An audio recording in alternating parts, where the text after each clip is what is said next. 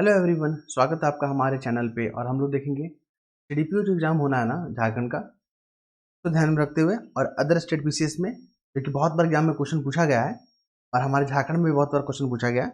आइए देखते हैं। सबसे पहला पूछा था इंफ्रासोनिक रे क्या होता है। देखिए ये वाला इंफ्रासोनिक जो रे होता है ना, क्या होता है, इसका हर्ट्ज वगैरह कितना है, कितना फ्रिक्वेंसी है। इसको हिंदी में बोलते हैं अवश्रव्य। क्या बोलते हैं इसको हिंदी में? अवश्रव्य तरंग। ये क्वेश्चन आने की पूरी संभावना है ये वाला, ठीक है। तो ये जो है ना 20 हर्ट्ज से क्या होता है, कम होता है, ठीक है, कम होता है, ठीक है। पहला फैक्ट हो गया। और एक होता है प्रस्रव्य, इंफ्रासोनिक, प्रस्रव्य और इंफ्रासोनिक। प्रस्रव्य हो गया या इंफ्रासोनिक, इसमें क्या होता है 20,000 से जो है ना हर्ट्ज से अधिक होता है ना, याद रखेंगे इस फैक्ट को। फिर हम बात करेंगे अगला मुद्दे पे। तो सूर्य, जैसे मान लीजिए अपना सन है ना, ये सूरज है और सूरज के चारों ओर क्या करते हैं, ग्रह लोग चक्कर लगाते हैं ना। जैसे पृथ्वी भी ग्रह एक प्लैनेट चक्कर लगाता है, तो कौन सा पाथ पे, याद रखिएगा, इलेप्टिकल पाथ। कौन सा पाथ पे लगाता है? Elliptical path. ये क्वेश्चन झारखंड के एग्जाम में पूछा गया था, मेंस वाला में, ठीक है। तो एलिप्टिकल पाथ पे याद रखिएगा। दीर्घवृत्ताकार इसको बोलते हैं। और सारे जो है आपके प्लैनेट्स वगैरह, प्लैनेट वगैरह सब जो है इसी पाथ को फॉलो करता है। आगे बात करेंगे हम लोग अगला मुद्दा पे। देखिए अनुवांशिक जो सब्जेक्ट है, अनुवांशिक जो विषय है, कि पिता निम्नलिखित में से कौन सा है, मतलब कौन, फादर ऑफ जेनेटिक्स पूछ रहा है क्वेश्चन जो है। Father of genetics, father of genetics ये पूछ रहा है, फादर ऑफ जेनेटिक्स। तो फादर कौन है? सिंपल सा जवाब है मेंडल। तो जवाब क्या हो जाएगा? मेंडल, है ना, मेंडल हो जाएंगे, याद रखेंगे। आगे बढ़े हम लोग, तो हमें क्या देखने को मिलता है, हीमोफीलिया। हीमोफीलिया क्या एक डिसीज है? हीमोफीलिया बहुत बार पूछा है एग्जाम में, बहुत बार पूछा है हीमोफीलिया। झारखंड में भी बहुत बार पूछा है हीमोफीलिया। ये जो डिसीज है ना, ये जो रोग है, पता है किसके कारण होता है? ये वंशानुगत है, मतलब जेनेटिक्स है। इसमें क्या होता है, जब ब्लड, जब चोट लगता है ना शरीर में, तो ब्लड जो है ना बहने लग जाता है और रुकने का नाम ही नहीं लेता है, हीमोफीलिया। आगे बढ़ेंगे हम लोग, तो हम लोग देखेंगे पावर हाउस। सेल का पावर हाउस किसको बोलते हैं? मान लीजिए सेल हो गया, सेल का पावर हाउस किसको बोलते हैं? तो आपने माइटोकॉन्ड्रिया का नाम सुना होगा, सुना है ना। सेल्स का क्या पार्ट है वो? माइटोकॉन्ड्रिया। ये क्या है? ये सेल का पार्ट है, याद रहेगा, महत्वपूर्ण है। आगे चले हम लोग, आगे चलते हैं तो क्या देखने को मिलता है, अपने मिनरल के बारे में सुना होगा, बहुत सारे न्यूट्रिएंट होता है प्लांट के लिए जरूरी। प्लांट का न्यूट्रिएंट को हम लोग देखेंगे, क्या देखेंगे? प्लांट का न्यूट्रिएंट, पोषक तत्व, प्लांट का, है ना, प्लांट का पोषक तत्व। तो इसमें हम लोग बात करें मेजर वाला कौन सा है? मेजर में एक तो होता है माइनर, एक होता है मेजर। मेजर में हो जाएगा आपका जिंक, मैग्नीज और लोहा, ठीक है। जिंक, मैग्नीज और लोहा, याद रखेंगे आप। आगे चले हम लोग, तो फूड ग्रेन में कौन कौन सा शामिल होता है, पता है ना, फूड ग्रेन में पूछ देता है, ये सब बायोलॉजी के टॉपिक है। फूड ग्रेन, ये जो शब्द है ना फूड ग्रेन, फूड ग्रेन का जो शब्द है ये किस पे जो है इंक्लूड है? सीरियल्स और पल्सेस, सीरियल्स और पल्सेस,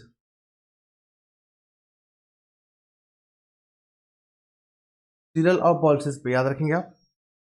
आगे बात करें यहाँ पे, देखिए एक योजना आयोग का रिपोर्ट आया था 1989 में। 1989 में योजना आयोग, है ना, योजना आयोग, प्लानिंग कमीशन का क्या आया था, योजना आयोग का एक रिपोर्ट आया था 1989 में, आया था ना। तो इसमें क्या बात किया गया था, जो झारखंड है ना अपना, पूर्वी पठार और पहाड़ी क्षेत्र का हिस्सा है। किसका है? पूर्वी पठार और पहाड़ी क्षेत्र का हिस्सा है, याद रखिएगा।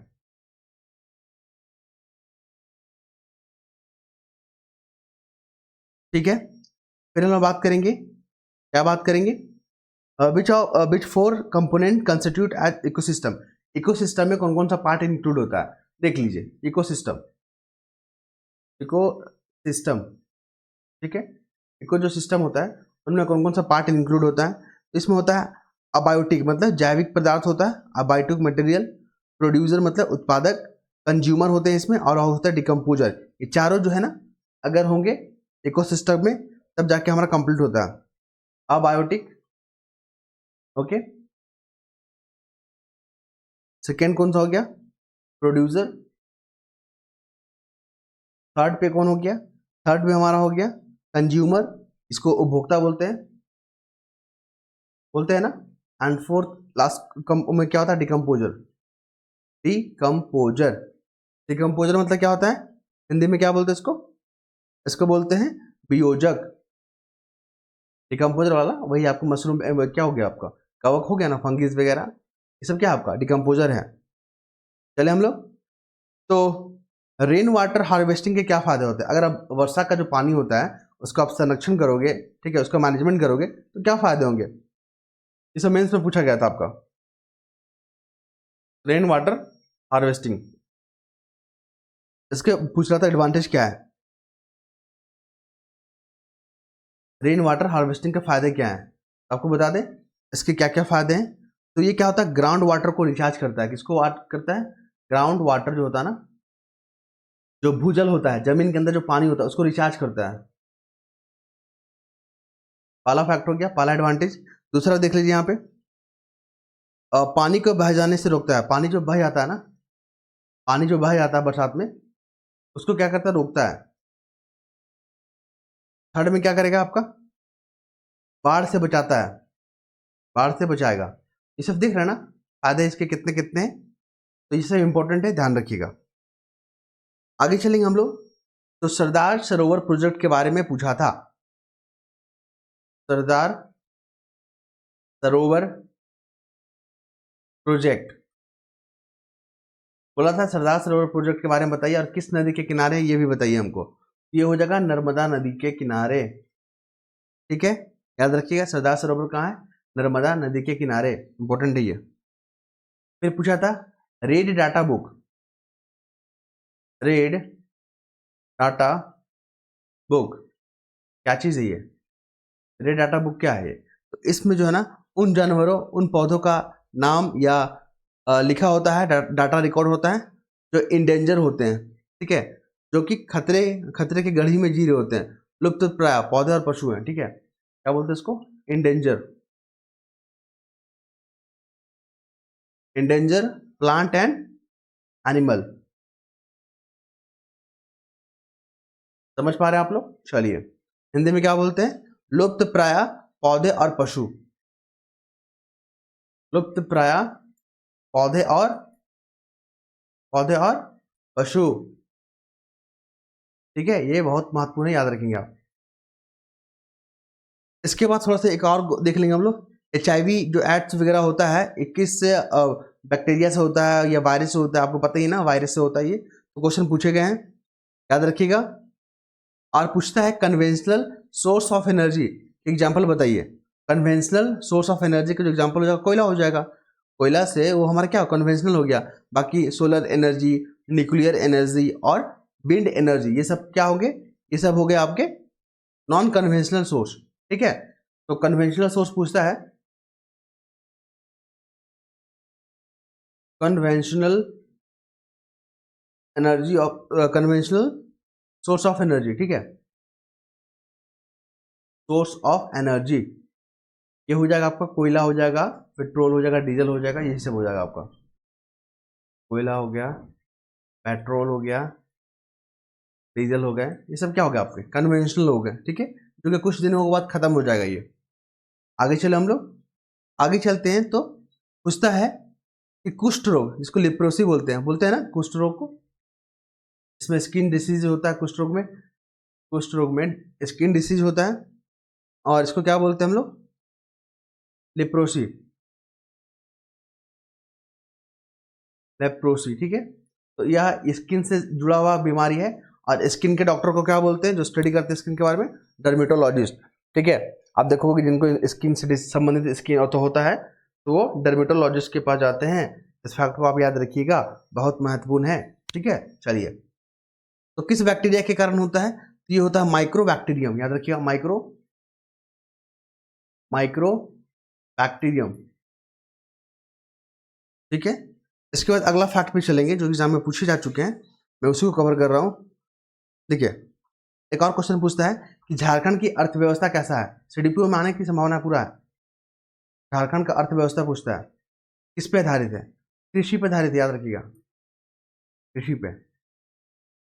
उसके बाद बात करेंगे यहाँ पे और भी महत्वपूर्ण जो है फैक्ट है, जैसे कि ग्लोबलाइजेशन का मतलब क्या होता है? ग्लोबलाइजेशन का मतलब क्या होता है? वैश्वीकरण बोलते हैं ना इसको। तो ग्लोबलाइजेशन का मतलब क्या होता है? किसी देश के साथ आर्थिक संबंध को स्थापित करना मिनिमम कंट्रोल के साथ। ठीक है, जैसे आप देख रहे हो किसी कंट्री से आप इंपोर्ट कर रहे हो, एक्सपोर्ट कर रहे हो, ये सब क्या है? ग्लोबलाइजेशन का ही तो है। एफडीआई आ रहा है ना, एफआईआई आ रहा है किसी देश से, रेमिटेंस आ रहा है, यहाँ के लेबर वहाँ काम कर रहे हैं, वहाँ के लेबर यहाँ पे काम आ रहे करके, ये क्या हो रहा है? एक दूसरे का जो लेबर एक्सचेंज हो रहा है, गुड एक्सचेंज हो रहा है, गुड एंड सर्विसेज का ट्रेड हो रहा है यहाँ पे, आप समझ रहे हो ना, एफडीआई एक्सचेंज हो रहा है यहाँ पे। तो तमाम चीज आपका ग्लोबलाइजेशन के अंतर्गत आता है। इसके बाद हम बात करेंगे एक और महत्वपूर्ण क्वेश्चन है जो कि बहुत बार इंपॉर्टेंट है, आपके साथ डील करेंगे हम यहाँ पे। जैसे कि अभी जो है हमारा एफडीआई के बारे में, आपको पता है ना एफडीआई के बारे में क्या होता है? तो एफडीआई क्या होता है? फॉरेन डायरेक्ट इन्वेस्टमेंट होता है ना एफडीआई। तो ये क्या होता है?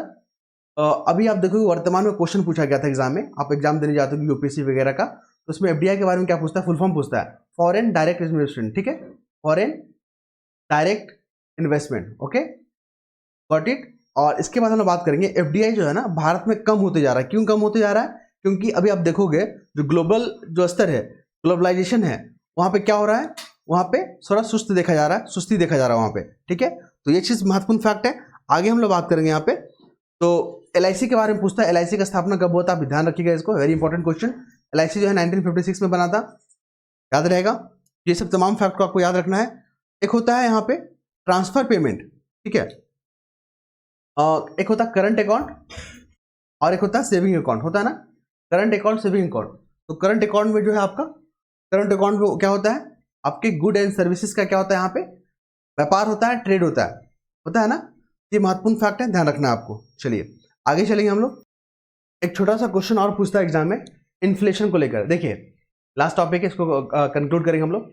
इन्फ्लेशन क्या होता है? इन्फ्लेशन होता है महंगाई, होता है ना।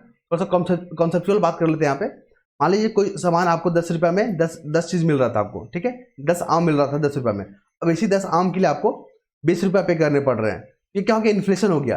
यहाँ पे जो रुपया था उसका कीमत क्या हो गया? घट गया, वैल्यू क्या हो गया? घट गया।